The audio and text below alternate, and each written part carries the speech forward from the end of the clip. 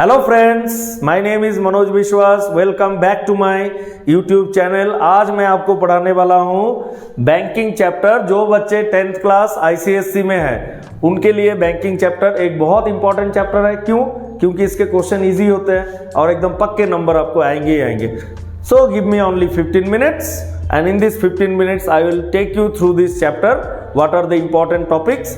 ICSE students 10th class, please look at the board. तो ये जो बैंकिंग चैप्टर है, बैंक हम सब जानते हैं, बैंक में हम सारे जाते हैं। आप तो कहाँ ही जाते होंगे, आपके पेरेंट्स जाते होंगे और वो बैंक में क्या करते होंगे जाके, या तो बैंक में जाके अपना एफडी खोलते होंगे, फिक्स डिपॉजिट, कि जब मेरा बच्चा बड़ा होगा तब उसके पास इतने पैसे हो, अभी से पैसे जमा कर दो। वो हो गया एफडी अकाउंट। दूसरा है सेविंग अकाउंट। सेविंग अकाउंट क्या होता है कि जो पैसे मुझे हर महीने में मिलते हैं उनमें से कुछ बचा के बैंक में रख लेते हैं, बाद में काम आएगा। हमारे सिलेबस में नहीं है, छोड़ो। अब हमारे सिलेबस में क्या है बैंकिंग से related? Only one account and that is called recurring deposit account. Recurring deposit account का मतलब कि आपने बैंक में जाके एक अकाउंट खुलवाना है या पोस्ट ऑफिस में जाके, जो भी आपके घर के पास में है, अकाउंट खुलवाओ। आरडी अकाउंट बोलते हैं, बच्चे भी खोल सकते हैं। अपने पैसों में से जो पॉकेट मनी मिलते हैं उनमें से थोड़े से पैसे बचा लिया करो हर महीने में, और उतने पैसे जाके बैंक में या पोस्ट ऑफिस में जमा करवाते रहो कुछ एक पीरियड के लिए। वो आप खुद चूज कर लेना कि आपने 2 साल के लिए करना है, 3 साल के लिए करना है। अगर आप 2 साल के लिए करते हो तो आपके नंबर ऑफ टर्म्स हो जाएंगे 2 × 12 24। अगर आप 3 साल के लिए करते हो तो आपके नंबर ऑफ टर्म्स हो जाएंगे 3 × 12 36। और जो पैसे मनी अब हर रोज हर महीने में बैंक में जाके डालते हो उसको हम बोलते हैं मंथली इंस्टॉलमेंट, और उसको हम पी से रिप्रेजेंट करते हैं। तो पी का मतलब है मंथली इंस्टॉलमेंट। मान लो आप हर महीने में बैंक में जाके 300 रुपीज डिपॉजिट करवाते हो और आपके जो नंबर ऑफ टर्म्स है वो मान लो 3 इयर्स है, तो 3 इयर्स का मतलब 3 × 12 36। तो ये 36 जो है वो नंबर ऑफ टर्म्स है, और ये जो P है वो मंथली इंस्टॉलमेंट है। मतलब हर महीने में आपने इतने पैसे बैंक में जाके या पोस्ट ऑफिस में जाके जमा करवाना ही है।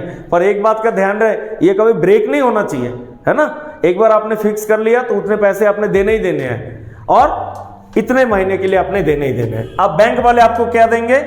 रिटर्न, दैट मीन्स इंटरेस्ट, और उसका एक रेट होगा। मान लो रेट ऑफ इंटरेस्ट है 8%। तो अब हम कैलकुलेट करते हैं कि हमें इंटरेस्ट कितना मिलने वाला है, और इंटरेस्ट के लिए formula I = P × N bracket N+1 upon 2 multiplied by R upon 1200। अब इसमें 2 बातें हैं जो बच्चों को कई बार समझ नहीं आता है। वो फॉर्मूले को जल्दी से रट लेते हैं और क्वेश्चन करके चैप्टर खत्म कर देते हैं। तो ये जो n × N+1/2 है, इसको हम बोलते हैं sum of n natural number. Natural number आप सबको पता ही होगा, 1 2 3 4 5। तो अगर आप 1 से लेकर 10 तक का जो नेचुरल नंबर है उनका सम फाइंड करना है तो यहाँ पे n की वैल्यू 10 पुट कर दो। और एक चीज आप यहाँ पे देख रहे होंगे 1200। 1200 क्यों? क्योंकि ये जो इंटरेस्ट है वो पर मंथ के हिसाब से कैलकुलेट होता है। P का वैल्यू हम इसमें पुट कर देते हैं 300 × N 36 + 1/2 multiplied by 8/1200। तो सबसे पहले तो मैं ऐसा करता हूं, 300 और 1200 को कैंसिल करके 4 लिख देता हूं। 4 से 8 कैंसिल करके 2 लिख देता हूं। 2 से 2 कैंसिल कर देता हूं। मेरे पास बचा 36 × 37, और इसको मल्टीप्लाई करके कितना आएगा? 1296 + 1332 1332 1296 + 36, yes, 1332। This is the amount of interest that you are going to get. So let me write down the symbol of rupees also here. 1332 you are going to get as the interest। और total पैसे आपके पास जेब में कितने होंगे उस समय? जो पैसे आपने खुद जमा करवाए हैं वो तो आपको मिलना ही मिलना है, वो तो आपकी अपनी वो है ना इंस्टॉलमेंट, बाकी आपको इंटरेस्ट इतना मिलेगा, तो उसको हम कहते हैं maturity value. Maturity value MV is equal to P into N plus interest. अब P कितना था 300, N कितना था 36, प्लस इंटरेस्ट कितना था 1332। 36 into 300 gives you 10800 plus 1332 and that will give you 23121। इतने पैसे आपके हाथ में आ जाएंगे, लगभग एक मोबाइल के लायक पैसा तो हो ही गया। थोड़ा से पापा मम्मी से मांग लेना, मोबाइल मिल जाएगा। देखो हर महीने में आपने 300 रुपये जमा किया, आपको पता भी नहीं चला, 3 साल के बाद आपके जेब में 12,000 रुपये, ऑलमोस्ट एक मोबाइल खरीदने का पैसा हो जाएगा, या किसी और काम में यार लगा दो। तो ये फॉर्मूला है इंटरेस्ट का, ये फॉर्मूला है मैच्योरिटी वैल्यू का। मैच्योरिटी वैल्यू में जो पैसे आपने खुद डाले थे उसको आप कैलकुलेट कर लीजिए, और इंटरेस्ट आपको बैंक वाला खुद ही देगा। आपके पास टोटल पैसे हो गए 12132, और ये जो क्वांटिटी है ना यहां से लेकर यहां तक, इसको हम बोलते हैं qualifying amount. This quantity is called qualifying amount. अब मैं इसको साइड में यहां पे लिख देता हूं,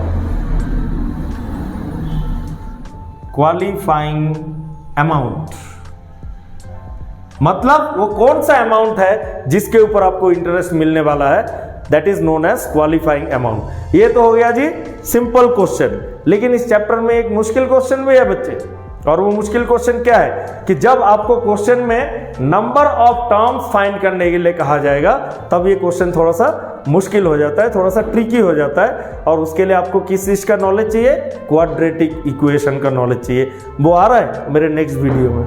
okay friends, now one important question, very very important for the board examination, and this is also a difficult question because it involves quadratic equation.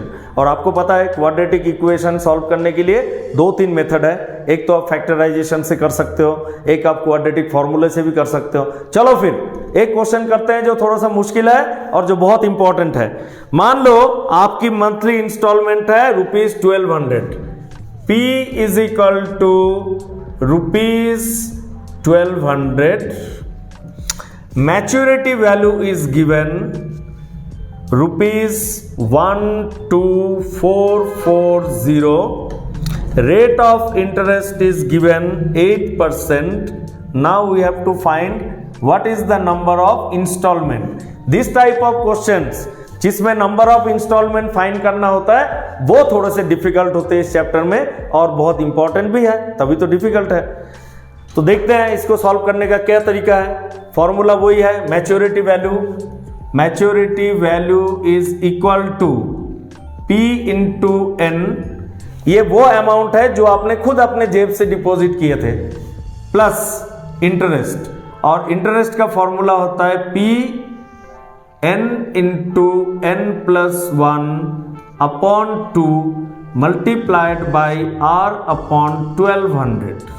Maturity value given है 12440, principal 1200, number of installment don't know, N again principal 1200, number of installment we have to find out, N into N plus 1 upon 2, rate of interest is given 8 upon 1200। अब इस equation से मुझे मिलेगा एक quadratic equation, और उसको हमने solve करना है। कैसे करना है देखते हैं। सबसे पहले तो 1200 और 1200 कैंसिल, 2 और 8 भी कैंसिल, यहां पे आ गया आपके पास 4।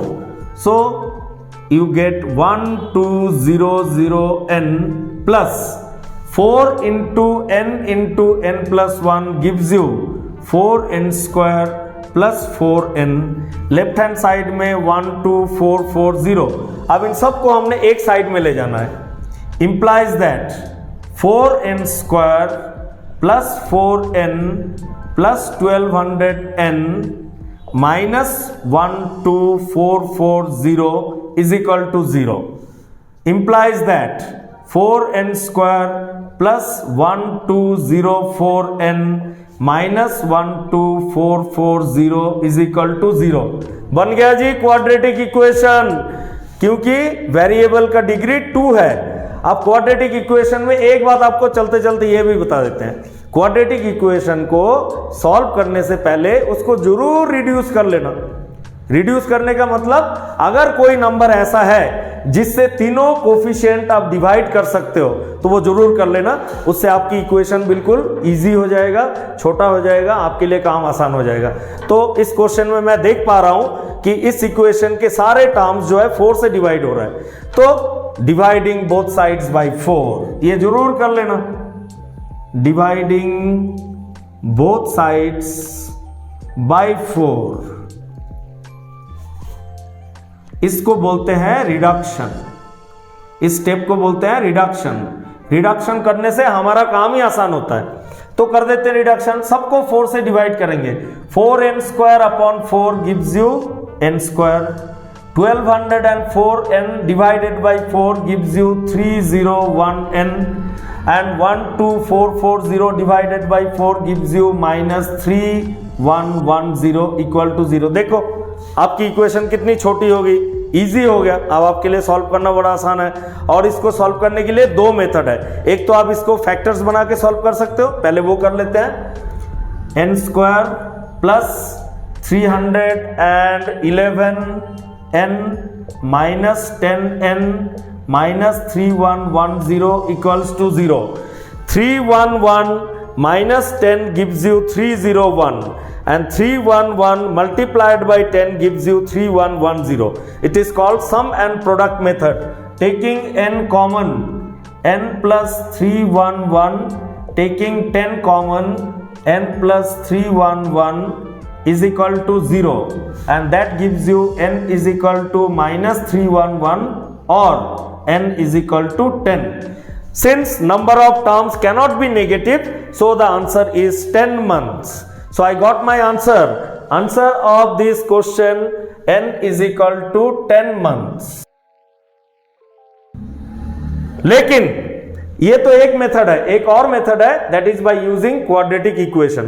क्वाड्रेटिक इक्वेशन के हिसाब से आपने n² plus 311n minus 3110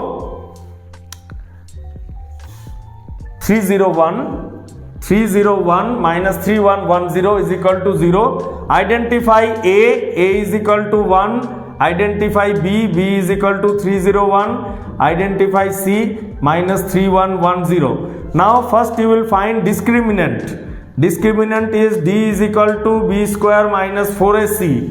B का स्क्वायर 301 का square minus 4 into 1 into minus 3110 and that gives us 301 square. 301 से मल्टीप्लाई करोगे तो आएगा 90601 minus minus plus 4 multiplied by 3110 gives you 04412 and together they give you 103041. 103041. Now we can find the value of n by using quadratic formula. Minus b plus minus under root of d upon 2a. b is 301 plus minus under root of d is 103041 divided by 2 into 1. अब 103041 का square root मैं यहां पे find कर रहा हूं, आप please check करिए इसको। 103041 का square root 3 3s are 9, 130 comes here, double of 3 is 6, 2 4 1 2 4 6 4 1, double of 32 64 1 1 6 4 1. So square root of 103041 is 321.